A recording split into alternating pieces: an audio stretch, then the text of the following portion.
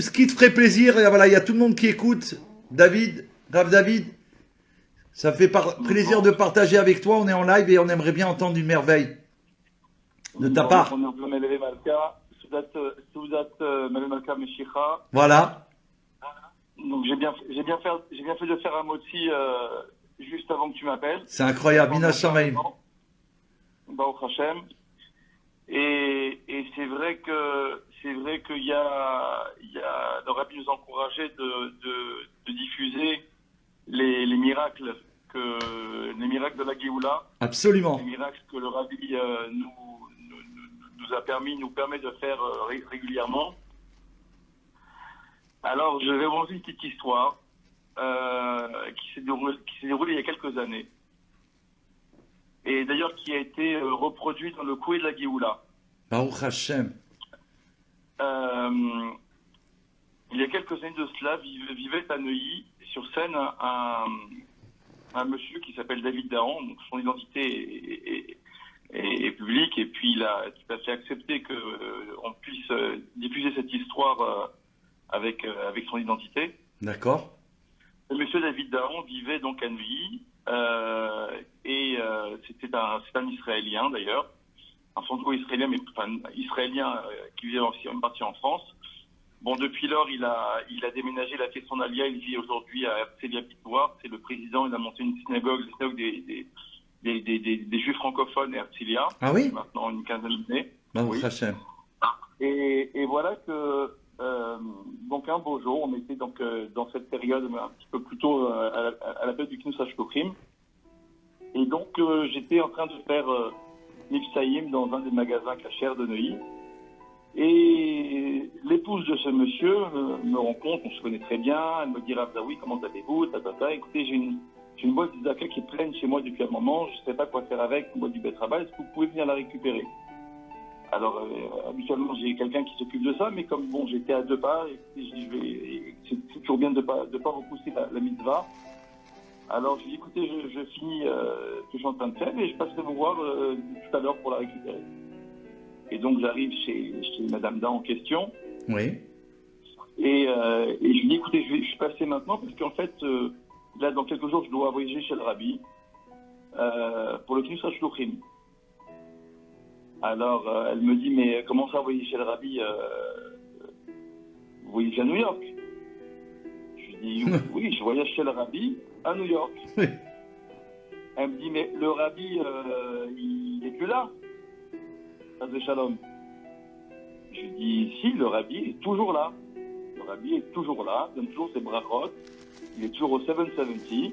Ça dit qu'il sera de l'âme ou le 770, comme l'écrit le Rabbi dans la Sikha Bet Amikdash Me'at Shebevavel. Et le Rabbi est toujours présent. Le Rabbi est toujours là sur place. Il donne ses brachot et on va le voir et on prend des forces et on lui demande de renouveler nos énergies pour cette nouvelle année à venir de Shukut. Et donc, le Rabbi est toujours là. Et elle me dit, oui, mais comment c'est possible? Oui, le Rabbi est toujours là, le Rabbi est aussi toujours Mashiach, ça n'a rien changé, et ça continue. Elle me dit, mais comment c'est, il est Mashiach? Je comprends pas, il n'est pas là, il est Mashiach. Et on commence un peu à parler de ce sujet-là. Incroyable. On commence en discussion de ce sujet-là.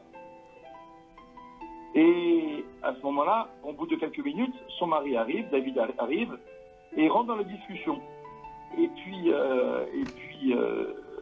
assez bizarrement, il commence un petit peu à pas être tout à fait d'accord et un petit peu commence à s'opposer. Bon, lui-même, c'est un homme qui étudie et qui va régulièrement au Beth Midrash le matin, qui fait Gemara, l'Iglé, etc. Et il n'est pas très d'accord. Il dit, mais pourquoi ça serait le Rabbi? Puis ça pourrait être un autre sadique. Ça pourrait être, comme il est marocain, ça pourrait être Papa Salé. Et ça donne du bracha. Alors, et puis, je sens que le ton monte un petit peu bizarrement. Ah bon? Alors, je préfère un petit peu me mettre à l'écart, je me retire un peu de question. Je dis, écoute, regarde, là, je dois partir. C'est un peu compliqué. On en reparlera tranquillement à mon retour. Et donc, je les quitte. J'avais oublié de préciser que Mme Dahan était enceinte. Ah ouais. C'est un élément important. Elle était enceinte depuis plusieurs mois, sur le point d'accoucher. Et donc, je les quitte.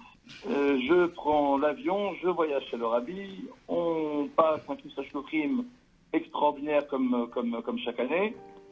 Et enfin, chaque année, il est encore meilleur que l'année précédente, évidemment. Bien sûr. Et je rentre à Paris. Je rentre à Paris. Et quelques jours plus tard, mon téléphone sonne. Alors à l'époque, on avait encore les téléphones à la maison, vous savez. Maintenant, on n'a que des portables, mais à l'époque, on avait Oui. en plus du portable, il y a aussi le téléphone à la maison. Le téléphone sonne vers minuit, donc assez tard, et je décroche. Et c'est ce monsieur Davidan qui m'appelle, qui me dit Razaoui, tu es là, est-ce que tu peux venir me voir, s'il te plaît? Et il me raccroche. À minuit. À minuit. Ouais. Sans explication, sans aucun autre commentaire, alors qu'il m'a jamais appelé. Il m'a jamais appelé sur mon téléphone fixe.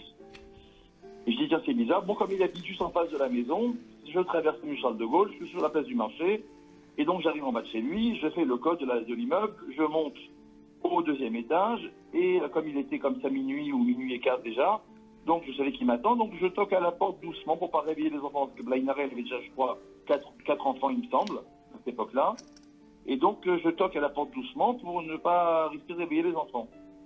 Donc j'attends, la lumière était allumée derrière la porte, et subitement la lumière s'éteint. Ah bon? La lumière, le filet de lumière qui était autour de la porte s'éteint. Et là, commence à passer 30 ou 40 secondes interminables. Parce que la porte ne s'ouvre pas. Et je me dis, que se passe-t-il?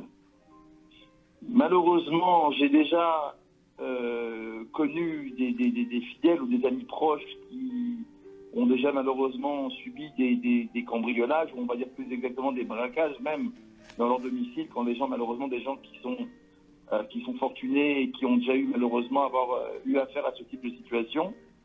Et donc je me suis dit, peut-être que j'ai pensé à ça. Au départ, quand je suis parti en vitesse, je me dis, bon, sûrement que sa femme, elle doit être en train de commencer à travailler. Il faut qu'il amène sa femme à l'hôpital. Les enfants vont rester seuls. Il a besoin d'un coup de main pour peut-être garder ses enfants. Donc je suis parti. Mais là, lorsque la lumière s'éteint et que j'attends comme ça 15 secondes, 30 secondes, 45 secondes, c'est extrêmement long. Subitement, la lumière se rallume et la porte s'ouvre. Et à ce moment-là, il y avait ce monsieur Davidan avec deux autres amis que je connaissais, un Sefer Torah dans les bras, qui m'attrape et qui commence à danser avec moi dans le salon de la salle à manger. Quoi? Minuit et demi, des hakafotes. Des hakafotes. C'est quoi cette histoire? Melech HaMoshiach le'olam vaed. Ça dure 5 minutes, 10 minutes, un quart d'heure. on danse, je sais pas qu'est-ce qui se passe à cette heure-là. Oh là En là. dansant, je vois en même temps, je vois un cadre du rabbi sur le mur du salon qui n'était pas là la semaine d'avant où j'y étais. Un cadre, vous savez, la fameuse photo du rabbi avec le petit Sefer Torah comme ça. Ouais. Dans ses bras. Ouais. Et ce cadre était sur le mur et il danse. À un moment donné, je dis, écoute, regarde, David, j'ai joué le jeu, tu m'as appelé, je suis venu, j'ai couru, maintenant que tu me fais danser depuis un quart d'heure, regarde, je suis avec le décalage, je suis fatigué, qu'est-ce qui se passe?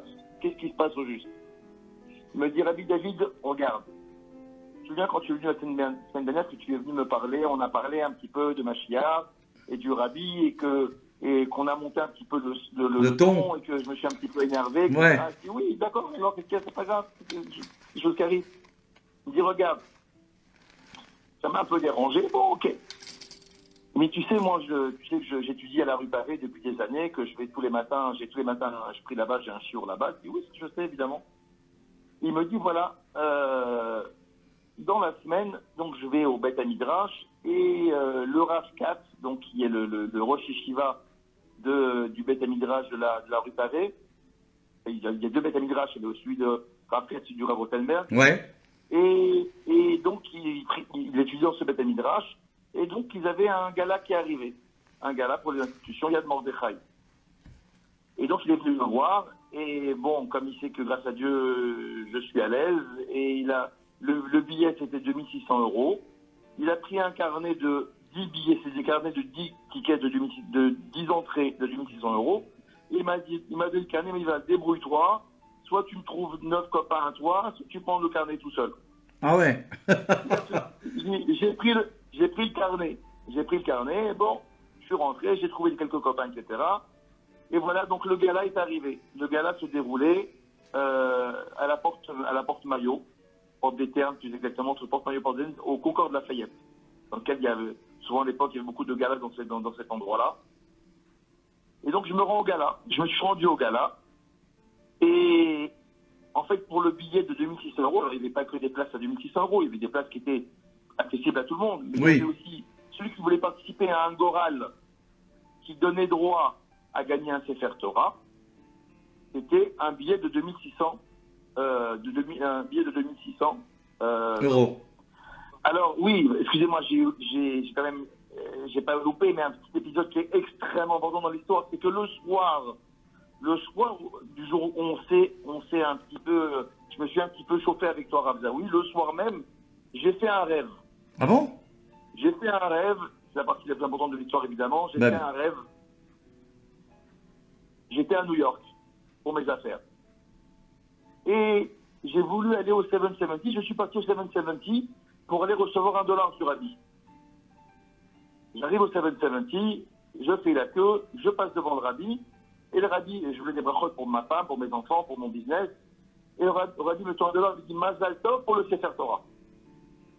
Le Rabbi lui donne $1 dans le rêve, il dit à David Dahan, Mazal Tov pour le Sefer Torah. Je me réveille, c'est quoi ce rêve? Quelle histoire, mais quelle histoire, mon Dieu. Les jours sont passés, donc j'ai pris les billets. Ce soir, j'étais au gala qui se déroulait au cours de Lafayette. Maintenant, moi, tu sais, je suis israélien, j'aime pas me coucher tard, je me lève tôt le matin. Ouais. C'était déjà 10h30, 11h, la soirée, elle avait encore à peine commencé. Et je me dis, bon, je vais rentrer, manger ça avec de présence, je vais rentrer. Et je suis rentré chez moi. On vient de m'appeler. On m'a dit, Monsieur Davidan, vous avez été Zoché de Goral. C'est votre billet qui a été tiré au Goral et vous avez gagné Le Sefer Torah de la soirée. Oh là là là. Je dis, mais le cadre là qui est là sur le mur, d'où il sort? Il me dit, bon, ça, j'avais été un gala de Lubavitch, j'avais fait un don, il m'avait donné ce cadre-là, mais je l'avais mis dans mon placard. et je l'ai ressorti. Alors, je lui ai dit, écoute, David, c'était incroyable comme histoire. Ah bah oui. Et regarde, alors, ce que j'ai fait à l'époque, c'est que j'ai réécrit, comme je vous l'ai raconté maintenant en live, j'ai réécrit l'histoire avec tous les détails. Ouais. Je l'ai envoyé à M. Davidan. Je lui ai dit, M. Davidan, est-ce que il y a une virgule qui est en trop ou un accent qui n'est pas à sa place? Il m'a dit, non, tout ce qui est écrit là-bas, c'est la vérité, 100%, tu peux publier. Waouh. Je l'ai envoyé au Rav Pachter, que tout le monde connaît pour son courrier de la Géoula. Baruch Hashem. Il a publié dans le courrier de la Géoula. Et à l'époque, cette semaine-là, évidemment, il veut déposer chez notre ami Yoram Layani, qui était coiffeur. Ouais, on a parlé de lui. On a parlé de lui tout à l'heure avec Dan Twitou. Il a raconté l'histoire. On a parlé d'Yoram. Du célèbre salon de coiffure de Yoram. Que Dieu lui ajoute de la bonne santé. Amen. Amen. Et Yoram a pris le courrier de la Géoula. Il l'a déposé à la rue Pavé avant Shabbat, dans la synagogue, un peu partout. Et évidemment, tout le monde est tombé sur l'article. Et le Rav Katz, il a vu évidemment le dimanche matin, il dit, mais évidemment, c'est quoi cet article, c'est quoi que tu as écrit, c'est quoi cette histoire, c'est quoi? Ouais. La vérité. Ça s'est passé comme ça. Oh là là. Extraordinaire. Le Rabbi est toujours là, le Rabbi est Chaï Bekayam, le Rabbi continue de toutes les forces. Incroyable. Et Baruch Hashem, nous-mêmes, on est un miracle. Vous savez que, je sais pas si tu sais David, mais dans quelques jours, le Beit Rabbah de Neuilly va célébrer son 25e anniversaire, Baruch Hashem. Ah bon? Puisque le Beit Rabbah a commencé, nous avons commencé notre activité exactement avec l'allumage de Hanouka en 1995. Incroyable. 1995, et maintenant on va célébrer donc 25 ans à ce Hanouka-là. Et d'ailleurs, si tu veux encore une petite histoire rapide comme ça, Bien sûr. Une petite histoire sympathique, à l'époque, évidemment, ceux qui connaissent un peu Neuilly, en 95, il y avait tout juste un minyan de Shabbat à la rue Ancel. Ah, c'était Ancel, oui, exact. C'était Neuilly. C'était très bourgeois, très catho, très français.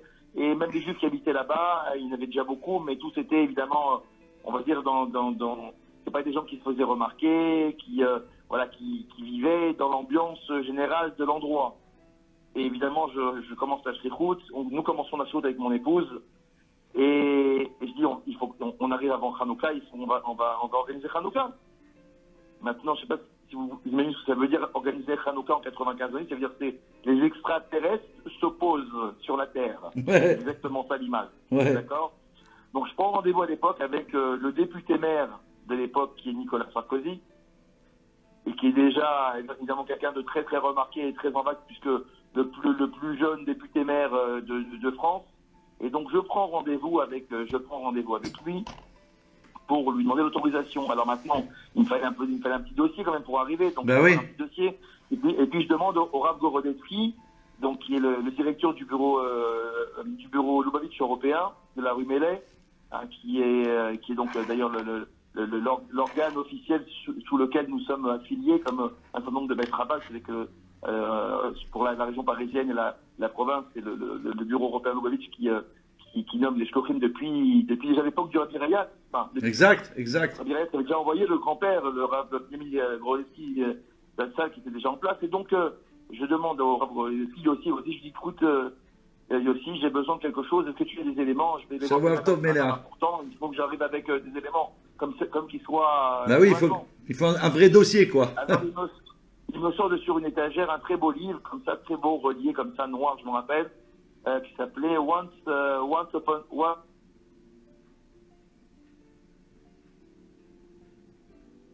Allô?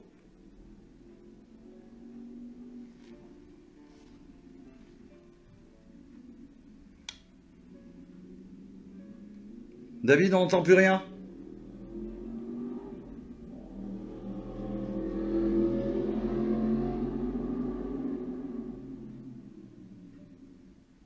On le rappelle? Il ne doit pas s'être rendu compte qu'on n'entend rien?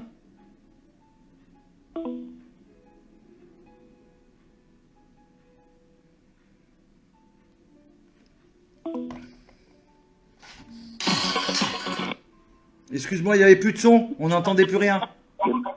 Eh ben, on est là, on est toujours là, Baruch Hashem. Baruch Hashem. Alors, vas-y, c'était quoi le nom du livre? Et donc, ça s'appelait Once Upon a Light, qui était une fois une lumière. Et donc, c'était un tréolé avec des très belles images d'allumage de Hanouka aux États-Unis, dans toutes les villes des États-Unis. Donc, un très beau livre. Et l'idée, c'était en fait de lui montrer que je n'allais pas lui demander quelque chose d'extraordinaire, mais c'était quelque chose de rabbi, quelque chose de normal. Bien sûr. De commun. En vérité, ça n'était pas vraiment en France. Mais l'idée, c'était de lui faire passer l'idée. Et donc, quand je rentre dans son bureau, déjà à l'époque, quand je le rencontre pour la première fois de ma vie, je me dis, tiens, quand je rentre, j'ai vu une espèce de lumière sur sa tête. Ah bon? Dans son bureau, j'ai vu comme une espèce de faisceau. Donc, j'étais très impressionné. Parce que j'ai dit, tiens, c'est bizarre. J'ai vu une lumière, tu sais, comme dans les films, maintenant, on voit quelqu'un qui a une espèce de lumière sur ma tête. Genre, qui est comme ça, frappé par la grâce. C'est bizarre, cette lumière, comme ça rayonne au-dessus de ta tête. C'est bizarre. Et donc, on a échangé, on a parlé, etc. Je lui ai montré le livre. Et il me regarde, il me dit, tout de suite, il me dit, c'est bon, vous avez l'autorisation. Ah ouais? Direct. Au bout de 10 minutes. Il commence, c'est incroyable. Ça, c'est un vrai miracle. C'est le début du miracle de Hanouka. Et on a commencé la chikhout avec cet événement-là. Parce que c'était complètement improbable. Bien sûr. Le rabbi, il est la prière. Et le bon Dieu avec lui, c'est impossible. Donc, je vais pour partir, il me dit, ça vous dérange pas, je le garde le livre, il est très beau. Alors que le reboussement m'a dit, tout tu me le ramènes, il est très précieux. Je ne pouvais pas lui dire non, donc il a gardé le livre. Bien sûr. Quand je suis sorti de ce rendez-vous, j'ai dit à ma femme tout de suite, mais mon Dieu me prend pour témoin, j'ai dit, je suis rentré dans le bureau de quelqu'un, d'un futur président de la République. À ce moment, on était en 95, hein. Ouais. Il est devenu président en 2006, si mes souvenirs sont bons. Et peut-être que, si je veux, un autre samedi soir, sauf qu'il attend maintenant, je pourrais aussi vous raconter une très belle histoire, comment il a demandé dans les Grottes Kodesh avant de devenir président. Ah ouais, ça on est obligé. On peut pas attendre samedi prochain parce que je t'explique, on sera déjà en Géoula, donc il faut raconter ça. Tous les miracles qu'on peut avancer, c'est maintenant. Je suis sûr de ne pas trop ennuyer les gens, peut-être. Je ne sais pas. Non, pas du tout. Non, on est Melavé Malka, mon frère. Des scoops comme ça, on peut pas en avoir tous les jours. J'ai essayé de t'appeler la semaine dernière, j'ai pas eu. Là, tu es live, vas-y. Avec plaisir. Alors, puisqu'on est encore dans Hanouka, oui. On est encore dans les époques du Knesset Shlochim. On est en 2006, si mes souvenirs sont bons. En 2005, pardon, 2005. Donc on n'est pas encore, on est déjà dans la nouvelle année juive. Et donc je prends le taxi avec mon fils pour partir une nouvelle fois pour partir au Knesset Shlochim. On arrive à l'aéroport. On demande passer pour prendre les billets pour le check-in. le passeport de mon fils, qui avait 10 ans, Menachem, il est plus valable. Ah là La là. date, elle est dépassée. Imagine la situation, comment on se sent dans cette situation. Ah ouais, là, c'est... Donc, Je veux pas quitter mon m'imaginer. fils, je peux pas partir tout seul, je peux pas. Donc j'appelle à ce moment-là. Nicolas Sarkozy a quitté la mairie. Il est ministre de l'Intérieur déjà, il est ministre de l'Intérieur, et sous Jacques Chirac. Et donc j'appelle celui qui était son premier adjoint, un certain Monsieur Grange. Et je dis Monsieur Grange, j'ai un vrai problème. J'ai un problème, le passeport de mon fils est périmé. Je dois partir maintenant à New York chez Rabbi Lubavitch. Je dois absolument partir. Il m'a dit, monsieur le rabbin, vous inquiétez pas, vous êtes où? Prenez un taxi, venez, on va s'occuper. Je suis parti directement à la mairie avec mon fils. Ils ont pris un certain nombre d'éléments qu'ils avaient besoin pour refaire un passeport. Et au bout de 2 heures, ils m'avaient garanti que le passeport arriverait. Moins de 2 heures, un passeport arrive à la mairie. Un nouveau passeport pour mon fils, avec un motard qui arrive, qui l'apporte. Incroyable. Donc, au moment où je vais partir, qui arrive à la mairie, je croise un des conseillers de Nicolas Sarkozy, qui était un ami proche, encore à ce moment-là, enfin toujours d'ailleurs, mais avec qui on était très proches. Il me dit, vous faites quoi ici, monsieur le rabbin? Je dis, écoutez, je suis venu, j'avais un problème de passeport, voilà, monsieur Grange l'a obtenu vraiment exceptionnellement. Il dit, le ministre arrive, vous voulez le voir? Oh là là. Je dis, avec plaisir. Je vais chez le rabbi, peut-être qu'il a besoin d'une bracha. Alors. Donc c'était monsieur Sarkozy, là. Toujours Sarkozy. Oui, toujours oui. Nicolas Sarkozy. Je rentre, il me fait rentrer je rentre dans son bureau, donc Nicolas Sarkozy, ministre de l'Intérieur à ce moment-là. Il me dit, vous allez où? Je pars à New York. Voilà, votre ancien adjoint là, m'a vraiment beaucoup aidé pour avoir le passeport en vraiment à peine 2 heures. Si vous voulez, je pars chez le rabbi. Est-ce que vous avez besoin d'une bracha? Une bénédiction. Il savait, parce que ça faisait des années qu'on était en contact, évidemment. Ce que j'ai pas dit avant, c'est que depuis le moment où je suis rentré dans le bureau, j'ai vu que cette personne-là, j'ai eu ce sentiment très fort qu'il allait devenir président. Je l'ai pas lâché, évidemment. Bien sûr. Et que dès qu'il y avait des possibilités qu'il puisse avoir une bracha, eh bien, on l'a appuyé. Et il me dit, oui, bien sûr, évidemment. Alors, redonnez-moi le nom de votre père. Alors, il me dit, en non juif, il donne le nom de son père. Donc, son père s'appelle Paul. Oui. Et donc, je suis reparti chez le rabbi, direct. Et j'ai dit, c'est incroyable. Cette histoire de passeport, tout ça pour que j'encontre le ministre. C'est clair. En quelques secondes. C'était que pour ça. C'est que pour ça qu'il y a eu. Et à ce moment-là, j'avais demandé, puisque le Hanouka arrivait, je lui avais demandé s'il voulait bien venir participer à l'allumage de Hanouka. D'accord. Il faut juste comprendre qu'il n'y a jamais eu aucun ministre dans le monde qui a assisté à un allumage de Hanouka. À ce moment-là, l'histoire se déroule, jamais aucun ministre, et il était, à l'époque, il était numéro 2 du gouvernement, en tant que ministre de l'Intérieur, il était numéro 2 du gouvernement. Ouais. Donc je lui ai demandé, il me dit, je ne peux pas vous répondre pour l'instant, et donc je pars chez le rabbi, on voyage, je demande une bracha parce que c'est important, comme ça d'avoir une personnalité qui vienne à un allumage de Hanouka, surtout un ministre de l'Intérieur. Bah oui. Et donc, à mon retour, j'ai appelé pour savoir s'il allait bien.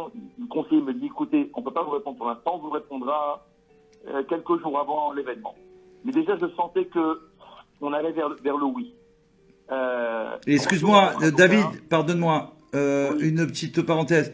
Il avait demandé une bracha particulière ou il a demandé une bracha stam? Quand tu lui as demandé au il a demandé une bracha stam pour tout ce qu'il fait, D'accord. ce qu'il entreprend, ses préoccupations. D'accord. Pas de mon détail, mais la suite de l'histoire, tu vas voir comment elle est exceptionnelle. Non, parce que tu sais pourquoi je te dis ça? Parce que Ashgara Pratit, tu parles de lui, avec ce qu'il a fait pour Hachem et pour le Rabbi, je sais qu'en ce moment, il a besoin d'une bracha. J'ai vu ça aujourd'hui. Voilà, donc avec l'aide de Dieu, ça veut dire que voilà, il y a un retour, c'est clair. Dieu, voilà. Vas-y, continue, ça va lui amener une bracha. Et donc 3 jours avant Hanouka, je reçois un coup de fil de son conseiller qui me dit le ministre sera là pour l'allumage de Hanouka. Oh là là. Vous allez sur YouTube à l'époque, les premières années ont commencé à accéder à tous ces réseaux, etc. Et donc on a eu la bonne idée de filmer grâce à Dieu, cet événement. Oh là là. Et donc, vous pouvez trouver, vous tapez dans Google, dans YouTube, vous tapez Sarkozy, Neuilly, Hanouka. Je me rappelle, j'étais là, David. Vous tapez Sarkozy, la bénédiction, vous allez voir, il y a l'allumage, il vient en tant que Premier ministre, en tant que ministre de l'Intérieur, il vient pour allumer le shamash. Et d'ailleurs, il fait un écrit avec de la bénédiction, avec une kippa yéchi. Ouais, je me rappelle, je me souviens très bien. Je me souviens. Et donc voilà l'événement qui se déroule. Et puis 6 mois plus tard, il y a les élections, etc. Et donc ça allait pas très bien. Ça allait pas très bien parce que je sais pas si vous vous souvenez à l'époque, il y avait beaucoup d'agressions antisémites avec les Arabes, malheureusement, en tout cas avec un certain public arabe, suite aux intifadas qu'il y avait en Israël. Il y avait beaucoup de rabbins qui étaient insultés, même des violences. Même à Bervilliers, il se passait beaucoup de choses. Ouais, ça a été. Je me rappelle. Et donc, alors, il est passé donc au premier tour. Et ensuite, il y avait des grandes interrogations parce que, en fait, les gens se disaient si Sarkozy va devenir président, nous, juifs, et c'était une grande interrogation que beaucoup de juifs avaient, et je me rappelle à l'époque, même à Brunois, on m'avait appelé de Brunois, on m'avait appelé de chez Rav Rosenberg pour me demander comment il est, parce qu'on a un peu peur que s'il passe, ça se retourne contre nous. Ah ouais. Et c'était vraiment une vraie interrogation que les gens avaient à ce moment-là. D'accord. Écoutez, moi, je le connais depuis maintenant 20 ans. C'est le maire de Neuilly. On s'est fréquenté vraiment beaucoup. J'ai énormément d'histoires avec lui. Il a toujours aidé, il a toujours été présent, il a toujours été bienveillant. En tout cas, tout concernant moi personnellement, j'ai toujours eu tout ce que je lui ai demandé. J'ai jamais eu un non. Ça a été toujours avec un vrai plaisir, ça a été très facile. Donc, je pense qu'il a cette attitude-là que je lui connais depuis 20 ans, il va pas la changer en tant que président, et que il y aura toujours la même bienveillance, et puis s'il faudra sécuriser, il sécurisera ce qu'il faut sécuriser. Donc, il y avait une vraie interrogation. Et son conseiller m'appelle. Il me dit, frère Zawi, voilà, comment allez-vous, etc. Je dis, oui, écoutez, à l'issue du premier tour, il y avait quelqu'un qui était venu, qui avait arraché la maison du Betrabad. Et c'était entre le premier et le second tour. Ouais. J'avais malheureusement déjà subi deux autres actes antisémites dans les mois qui précédaient. Je dis, bon, là, ça fait 3 fois maintenant je suis obligé d'appeler la police et de leur en parler. Ouais. Et donc, quand je les ai appelés, ils ont dépêché des gens de l'AIG, des renseignements généraux, il y avait toute une équipe, etc., des gens extrêmement sérieux qui se sont dit, on doit prendre ça au sérieux, comme on sait que le Rav Zawi connaît bien Sarkozy, et que Sarkozy connaît bien le Rav Zawi, peut-être que ça a une relation, etc. Donc, ils sont venus me voir, ils sont venus au Betrabad, il y avait une réunion, etc. Et à ce moment-là, un d'entre eux a lâché, on craint un attentat sur lui. On craint un attentat sur Sarkozy. Ah bon? Avant le deuxième tour. Oui, mais pour il m'a lâché comme ça l'information. Et à ce moment-là, son conseiller m'a appelé. Je lui ai dit, écoute, il y a un problème. Est-ce que ce serait bien de demander une bracha au Rabbi pour lui? Qu'est-ce que tu en penses? Demande-lui s'il veut qu'on écrive un Higot Kodesh au Rabbi. Et je vais expliquer c'était quoi le Higot Kodesh, comment ça fonctionnait, comment ça passait. Donc il a demandé, il a dit oui, il accepte de faire Higot Kodesh. Incroyable. Incroyable ce que tu nous dis ce soir. Donc on écrit. Incroyable. On écrit Sarkozy qui écrit au Rabbi. Il était à ce moment-là, donc il était plus ministre en fonction puisqu'il était obligé en fait de se dégager de ses fonctions ministérielles pour pouvoir être candidat présidentiel. Il avait aussi également arrêté d'être président de l'UMP parce qu'il n'avait pas non plus de cumuler ce type de poste. Ouais. Et donc on écrit une lettre donc au Rabbi, on explique la situation. Et également pour la petite histoire, je voudrais même vous rappeler que depuis qu'il était devenu ministre de l'Intérieur, jusqu'au moment qu'il a fini jusqu'à sa 5e année de président, il m'a toujours envoyé une lettre que je lui réclamais évidemment chaque fois, c'est moi qui ai envoyé la demande. Mais il m'a toujours écrit une lettre, soit en tête du ministre de l'Intérieur, soit ensuite en tête du président de la République pour souhaiter Mazal Tov pour le Yud Nissan, pour l'anniversaire du Rabbi. Je l'ai vu une fois. Je me souviens. Incroyable. Et chaque année, la lettre était apportée par 2 motards officiellement au Betrabad ou chez moi à la maison. Incroyable. D'ailleurs, Amodiel a fait un article là-dessus assez important à l'époque dans un magazine. En tout cas, donc, on était au mois d'avril. Les élections étaient au mois d'avril, on était entre avril et mai. Et donc, les élections étaient déjà passées. Donc, on écrit une lettre au rabbi pour dire, voilà, cette personne, on la connaît bien, c'est une qui est bienveillant avec nous, qui se présente à la présidentielle et qui a besoin d'une bracha, d'abord pour ne pas être attendu dans sa vie et pour réussir ces élections. On met ça dans le Grotte Kodesh, je lis dans le Grotte Kodesh, et je tombe sur une lettre qui s'adresse à un ministre. Ah ouais? Monsieur le ministre. Oh là là, quelle merveille! Monsieur le ministre, j'ai bien reçu votre lettre de Mazal Tov et je vous en remercie. Donc j'ai bien reçu votre lettre. Vous m'avez envoyé Violette Nissan. Ouais, pour l'anniversaire. Pour l'anniversaire. Vous ne me faites pas de vos préoccupations personnelles et professionnelles. Je vous donne ma bracha et que tout réussira et que vous aurez tout ce que vous avez besoin. Le rabbi fait une bracha exceptionnelle. Et je vois donc après, à la fin de la lettre, dans les notes à bene, que en fait, ce ministre-là, c'était le père de Yitzhak Rabin. Incroyable. Donc quand je vois que c'est le père de Yitzhak Rabin, je me suis un petit peu inquiété. Parce que on sait comment la position de Rabin avait été en Israël.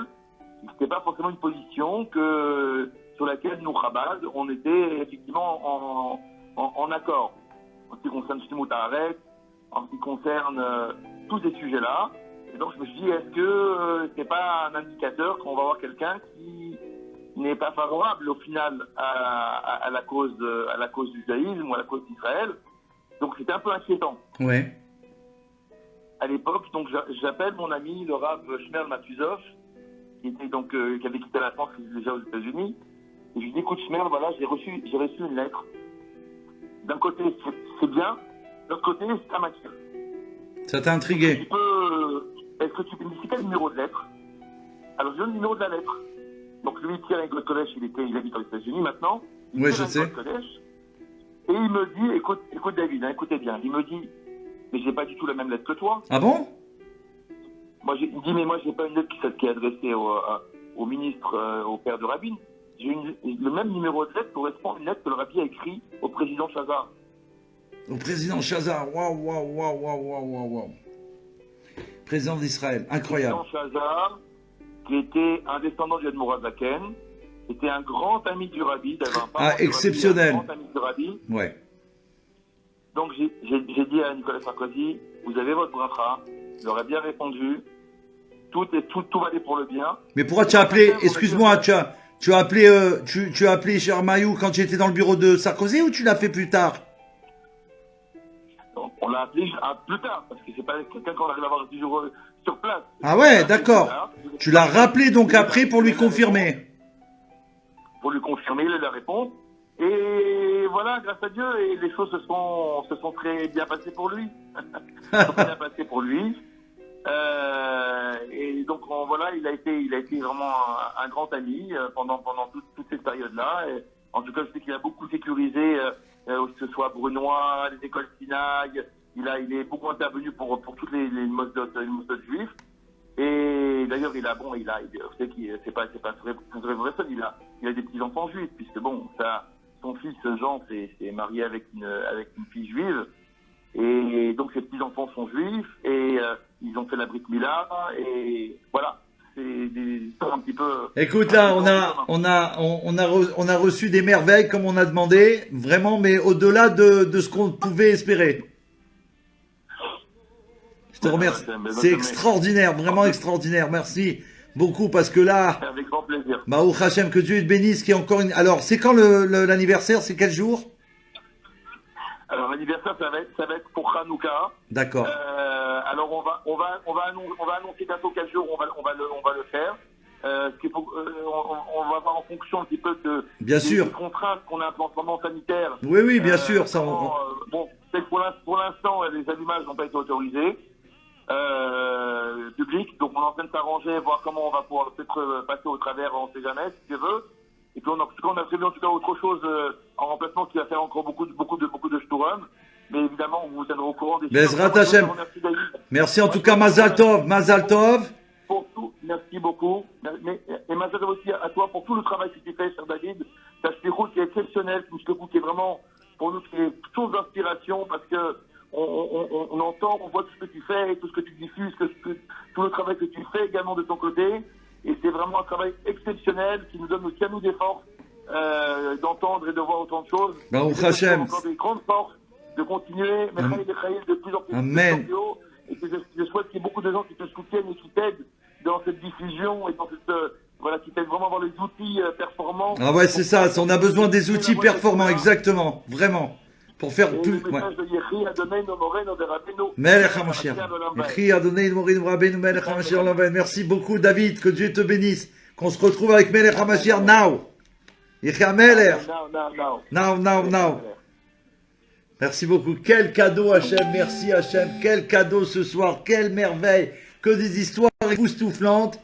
J'espère que chacun est conscient qu'on est en train de vivre des merveilles. Mais alors là, c'est l'imminence du Melech HaMashiach. Sarkozy qui a écrit, le président Sarkozy, l'ex-président de France, qui a écrit avec le chaliard David Zawi une lettre au rabbi dans Igirot Kodesh, qui a accepté, qui a l'écouté, qui reçoit une bracha époustouflante. On l'a vécu en live. C'est ça le Melavé Malka, c'est de vivre la Géoula, Yehi HaMelech HaMashiach. Tout de suite.